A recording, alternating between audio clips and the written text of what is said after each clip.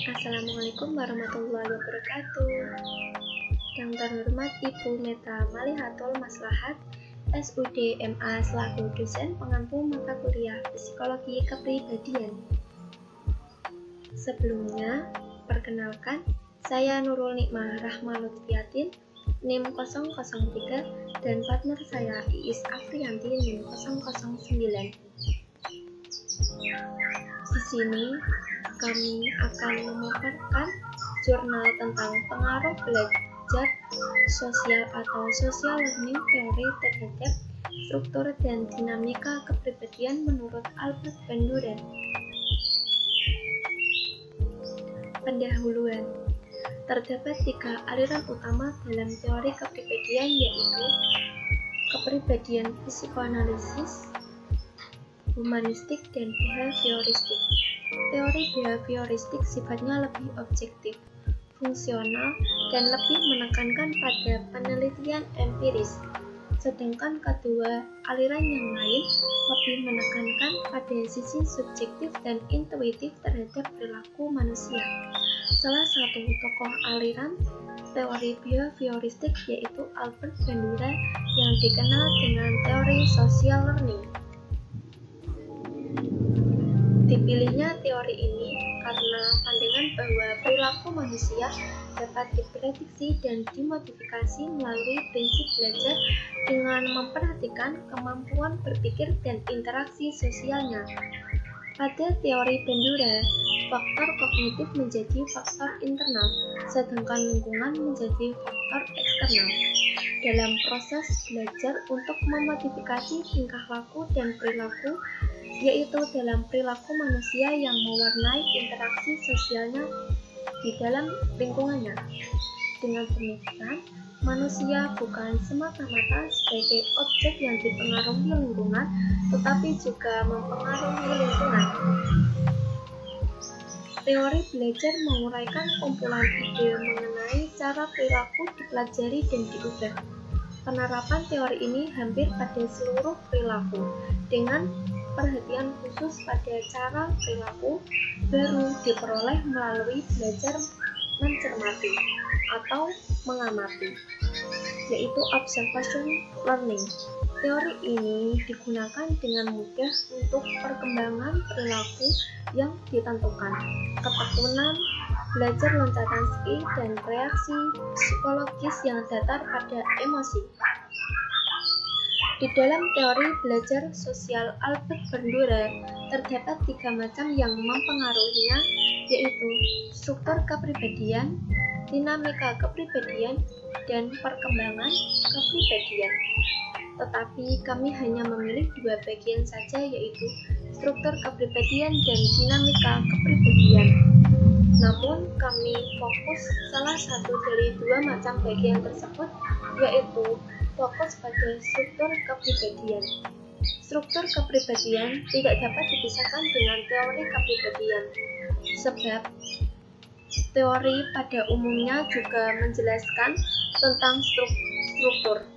Kepribadian bersifat unik, sehingga setiap individu memiliki kepribadian yang berbeda dengan orang lain. Karena keunikannya ini, maka cara yang terbaik untuk mengerti kepribadian secara umum adalah dengan melihat struktur kepribadian. Selanjutnya akan disampaikan oleh Iis Afrianti.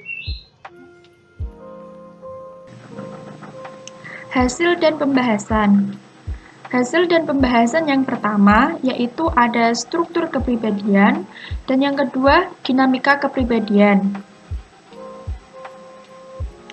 Struktur kepribadian. Pada dasarnya, struktur kepribadian tidak dapat dipisahkan dengan teori kepribadian, sebab setiap teori pada umumnya juga menjelaskan tentang struktur.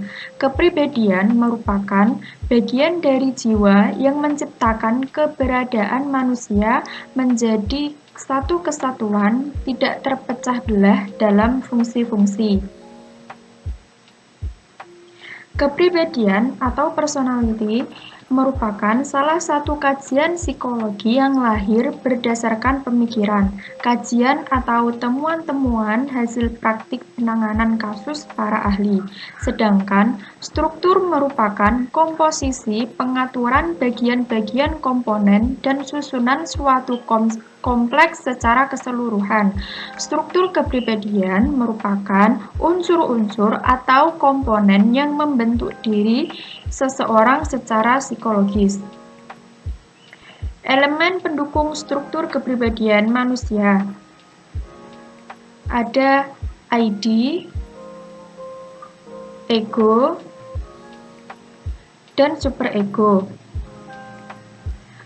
ID merupakan sifat bawaan manusia yang dibawa sejak lahir sebagai sistem yang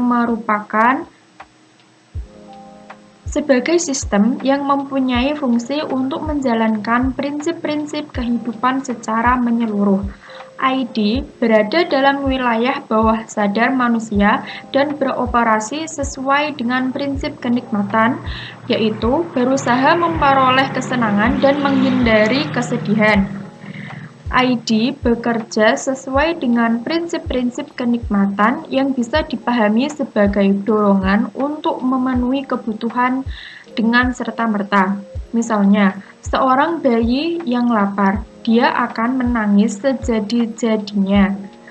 Bayi belum mengerti apa yang sebenarnya ia butuhkan dalam pengertian orang dewasa. Ia hanya tahu bahwa apa yang ia inginkan harus terpenuhi saat itu juga. Ego merupakan bagian kepribadian yang bertugas sebagai pelaksana di mana sistem kerjanya pada dunia luar untuk menilai realita dan berhubungan dengan dunia dalam untuk mengatur dorongan-dorongan ID agar tidak melanggar nilai-nilai. Contoh kasus dari ego ini, misalnya di suatu acara, Sinta haus. Namun, dia tahu bahwa pelayan akan segera kembali untuk mengisi gelasnya dengan air. Jadi, dia memilih untuk menunggu, meskipun ada keinginan besar dalam dirinya untuk minum dari gelas Pak Budi yang berada di sebelahnya. Superego merupakan suatu sistem yang memegang keadilan atau sebagai filter dari kedua sistem kepribadian, sehingga tahu benar salah, baik buruk, boleh tidaknya sesuatu, dan sebagainya.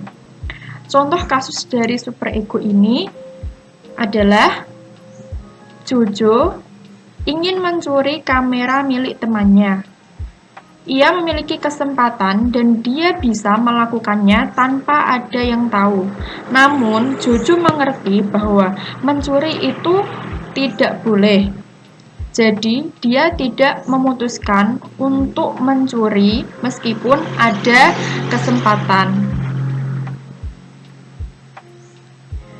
Dinamika kepribadian. Menurut Bandara, motivasi adalah konstruksi kognitif yang mempunyai dua sumber, gambaran hasil pada masa yang akan datang, dan harapan keberhasilan didasarkan pada pengalaman menetapkan dan mencapai tujuan-tujuan. Dengan kata lain, harapan mendapat reinforcement pada masa yang akan datang dengan memotivasi seseorang untuk bertingkah laku tertentu. Jadi, terus-menerus mengamati, memikirkan, dan menilai tingkah laku diri akan memberi insentif diri sehingga bertahan dalam berusaha mencapai standar yang telah ditentukan. Terima kasih. Sekian presentasi dari kami, kurang lebihnya mohon maaf. Wassalamualaikum warahmatullahi wabarakatuh.